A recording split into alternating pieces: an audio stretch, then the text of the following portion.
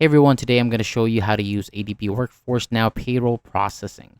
If you're new to ADP, this will help you understand the basic steps for running a payroll.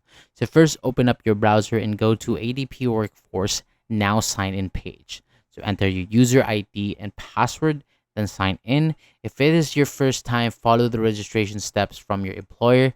And once you are inside, go to the payroll section, and from there review employee hours, overtime, paid time off, deduction, taxes, and employee details. After checking everything, review the payroll summary, and if all the information is correct, submit payroll for processing. You can also check reports if you need to view payroll records or payment details. So for beginners, make sure employee information is updated. Always double check before submitting and process payroll on time to avoid any delays. So that is all for today. Thank you so much for watching. For more videos like this, hit the subscribe button below and I'll see you on the next video.